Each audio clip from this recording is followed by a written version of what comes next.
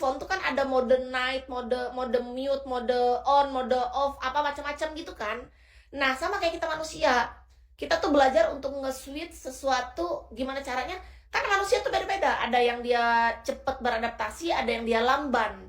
Ada yang normal. Semua itu tergantung dari kita mengendalikannya. Nah, kayak Kis, aku hari ini di Palangkaraya. Besok atau lusa misalnya aku packing, aku berangkat deh ke Bali, kerja lagi aku misalnya jadi terapis gitu. Aku akan belajar nge-switch diri aku dan mulai beradaptasi lagi. Nggak semua orang punya kemampuan itu, Kak. Banyak orang tuh butuh waktu cukup lama loh untuk nge-switch itu. Mereka tuh harus homesick dulu. Iya, harus merasakan ada gimana. Kalau aku tuh cepet begini mikiran aku. Kayak apa? Realistis, realistis ya. Realistis itu adalah kita tuh paham kondisi. Gimana caranya kita menjadi orang yang hidup di masa kini. Kalau kakiku hari ini menginjakan tanah Palangkaraya, aku fokus berada di Palangkaraya. Kalau besok atau lusa kakiku sudah berada pindah tempat di kota lain, aku akan belajar beradaptasi langsung gimana caranya aku nge-switch untuk realistis pikiranku. Oke, aku sekarang udah bukan di Palangkaraya nih, aku di Bali. Aku akan mengikuti kultur di sini, budaya di sini, kebiasaan orang di sini. Kita pelajari dengan cepat lingkungannya, kesukaan orang di sana. Itu beda, Kak. Coba deh, kakak yang misalnya nggak pernah nih kemana ke Balikpapan, terbang sekarang ke Balikpapan, apa yang dirasain di sana? Kalau kita nggak belajar yang namanya adaptasi tadi, ngeri tuh Kak rasanya, Pak. Rasanya seperti wow gitu. Pagi siang jelang, iya Bang. Abang udah gajian, Bang Bi. Pokoknya setiap Bang Bi datang, yang ditanya gajian mulu ya. Masalahnya nggak gajian-gajian, udah tanggal berapa ini? Kapan gajiannya sih Bang? Pupilan. Kapan gajian Bang? Abang, kalau dalam wilayah primitif gimana ya, mana tahu. Aku waktu itu pernah ngelamar kerja ya. Aku ceritakan sama kalian, aku ditolak. Sedih aku. Tapi memang nggak jodoh kayaknya aku kerja di sana. Kerja di pedalaman itu. Aku tuh ngelamar tahu. Tapi aku ditolak, tidak diterima. Berarti kan nggak rezeki. Karena aku kemarin tuh penasaran, pengen kerja di sebuah pedalaman, pengen ngerasa. Tapi ternyata aku ditolak. Ya udah, berarti emang nggak rezeki. Sudahlah.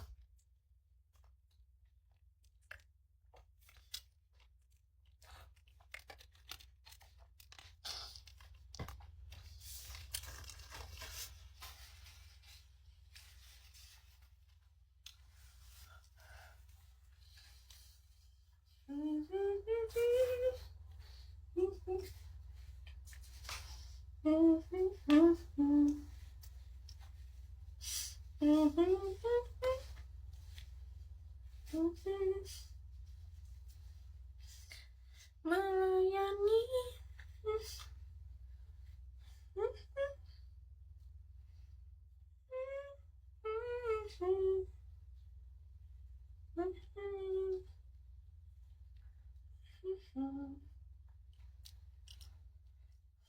Tapi aku pedalaman gak pernah pikir sampai Papua sih. Karena jujur aja aku tuh sebenarnya punya cita-citanya bukan di pedalaman. Kak, dulu itu aku mau kerja di pedalaman karena aku penasaran, pengen ngerasain gitu. Tapi habis itu karena menurut aku ya, ketika aku diberi kesempatan kerja di Denpasar Bali, itu mengubah sudut pandang aku gitu. Yang awalnya aku punya cita-cita kerja di pedalaman, aku malah berubah aluran. Kan manusia tuh bisa berubah, Kak. Dulu kan aku tuh sampai gimana caranya tuh berapa minggu aku tuh membuat lamaran pekerjaan demi merasakan bekerja di pedalaman. Ternyata Tuhan punya jalan lain. Aku ternyata dikasih kerja di Denpasar Bali sebagai seorang terapis. Nah, artinya kan aku tuh diarahkannya beda.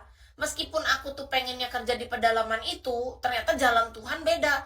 Aku diperkenalkan dunia yang lebih luas, di kota yang lebih besar dan lebih maju. Ibaratnya lebih apa ya? Lebih bebas. Kalau lebih maju ya, lebih bebas kan?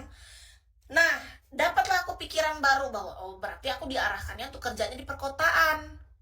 Makanya aku nggak pernah kepikiran ke pedalaman lagi hingga detik ini. Nggak mau aku. Nggak mau. Karena menurut aku diarahkannya ke kota. Kenapa jadi disuruh ke desa lagi? Aku nih harus kayak mana? Masa hidup aku tuh dibolak-balik capek, tahu nggak sih Kak? Nih Kak, aku nih cerita sama kalian. Ini fakta kan? Aku tuh udah tinggal di keluarga sama bapak ibuku aja, hidupku tuh selalu dibolak-balik tahu. Misalnya aku ngobrol sama bapakku, bapakku ngajarin aku untuk bohong demi kebaikan. Contoh, kalau ada kasus apa-apa jangan kasih tahu ibumu karena ini kita berbohong demi kebaikan di rumah ini. Sedangkan aku ngobrol sama ibuku mengajarkan, nah kita nggak boleh bohong. Dalam hidup itu harus jujur. Bagaimanapun, seburuk apapun itu kita belajar untuk jadi orang yang jujur. Kan udah bolak-balik nih. Ditambah lagi, dulu ibuku mengajarkan aku sebelum aku dapat jodoh ya. Aku tuh diajarin ibuku, kamu jadi orang perempuan itu nak, nggak boleh jatuh cinta sama cowok kaya. Karena bahaya, kalau cowok yang kaya banget maksudnya. Tapi tidak juga yang miskin banget, maksudnya miskin ini gini nak. Kalau mama menikah sama bapakmu dulu adalah, bapakmu memang gak punya uang. Tapi bapakmu itu orangnya pekerja keras. Jadi menurut mama itu bukan miskin. Dia cuma lagi gak punya uang aja. Diajarinnya gitu sama ibuku. Jadi kata ibuku, dia memilih bapakku karena menurut ibuku, bapakku ini tipe pria yang bertanggung jawab. Meskipun pada saat melamar ibuku, bapakku itu tidak punya duit. Dalam pikiran ibuku, oh keadaan tidak punya duit ini hanya sementara, kata ibuku. Duit itu kan bisa dicari asalkan bapakku niat bekerja.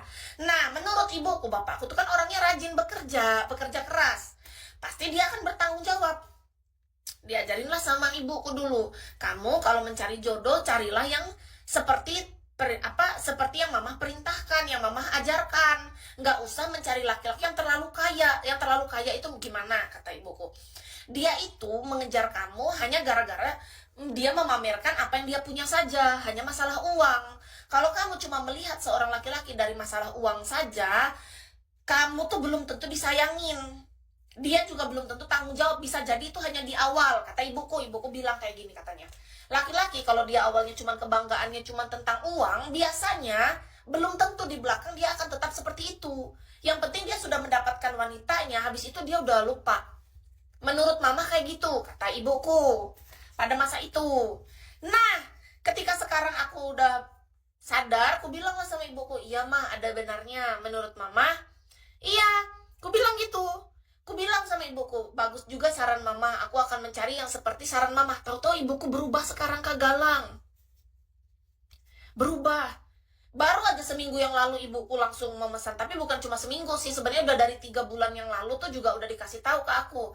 Nah, sekarang udah berubah tahun, udah 2026, udah beda. Jangan pakai lagi saran mama yang zaman dahulu. Gitu Kak Galang. Ternyata ibuku tuh punya pemikiran itu karena itu pikiran primitif. Yang sekarang beda, ibuku bilang, kata dia gini, untuk tahun sekarang dan ke depan, nak, udah beda, nak. Nggak bisa. Kamu jangan pakai apa yang mama pakai di zaman dulu. Kalau zaman dulu, iya itu bisa terpakai, tapi untuk sekarang enggak, nak. Kamu harus lebih realistis, kata ibuku. Kamu harus lebih pintar. Nggak boleh kayak mama, kan kalau zaman dulu mama bisa berhasil sama papa sekarang ya karena itu zamannya sesuai. Sekarang zaman udah berubah. Jadi kan ibarat otakku, hatiku dibolak-balik, Kak. Dunia ini tuh mudah terbolak-balik gini loh. Yang kita dulu diajarkannya gitu, tiba-tiba kayak gini-gini, oleng-oleng gitu. Jadi aku mau megang yang mana nih?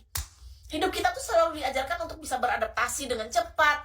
Dunia yang berubah, keadaan yang berubah, cara berpikir berubah, kita pun berubah.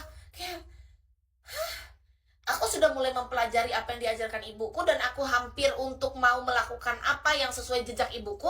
Tapi saat itu sudah mau aku lakukan, tiba-tiba perubahan itu terjadi. Dunia ini tuh secepat itu berubahnya, Kak. Dibilanglah sama ibu gini, nah, untuk sekarang segalanya udah berubah. Jangan dengarkan lagi dan jangan dipakai lagi apa yang mama bilang waktu dulu. Digituin dengan tegas. Maksudnya gimana, mah? Ya kan mama dulu ngajarin kamu jangan cari yang terlalu kaya. Kalau sekarang, kalau memang ada pria yang memang dia mau bertanggung jawab sama kamu, itu sudah bagus. Apalagi memang dia punya dalam hal ekonomi dan dia mampu. Digituin. Tandanya kamu beruntung. Kalau ada pria zaman sekarang katanya yang sudah sayang sama kamu, ditambah lagi dia tanggung jawab, terus dia mampu, ya jangan dilepas. Ya dalam hatiku kok jadi berubah kayak gini. Giliran aku sudah mau percaya 100% dengan apa yang diarahkan dulu, tiba-tiba berubah. Tiba-tiba malah dibilang yang dulu tuh aku dulu dilarang. Dilarang kak, aku ingat banget. Jadi dulu ada cowok kaya yang suka banget sama aku, ibuku benci banget. Aku kan dijemput pakai mobil, ceritanya kan kisahku. Jadi aku tuh kan didekatin sama cowok. Salah satu cowok ini pakai motor. Intinya kehidupan dia B aja lah. Pekerjaan dia B aja, pakai motor. Yang penting dia pintar ngambil hati orang tua. Jadi bapak ibuku tuh dibawain martabak, terang bulan gitu loh. Nah, yang orang kaya ini kan beda cara ngetritnya. Hmm, orang kaya ini tuh kan dia kerja, dia jarang datang ke kita. Gimana dia mau punya waktu? Tapi dia punya mobil. Padahal dia suka sama aku, Kak. Pas aku dijemput pakai mobil, bapak ibuku tahu nggak apa yang dilakuin? Kan bapakku galak. Bapakku galak, Kak. Kalau mereka nggak suka sama orang, ngeri, Kak. Langsung bener-bener ditutup pintu. Orang ngetuk tuh nggak dibukain. Aku dikurung. Kataku, Ma, aku udah siap, aku pengen jalan. Nggak mau, kata mama. Nggak bisa, itu nggak bisa. Menurut mama dari orangnya tuh, dari muka aja mama nggak suka. Bisa dia bilang dari muka aja nggak suka, coba. Kan orang itu turun dari mobil, ngetuk pintu. Ibuku tuh cuman melihat muka udah nggak suka. Terus aku bilang sama mamaku, Mah, gimana caranya mama bisa nggak suka dari muka orang? Kan belum ngobrol, belum kenal. Bahkan dia baru pertama kali mau jemput. Dia berani loh jemput ke rumah, dia nggak jemput aku di depan gang.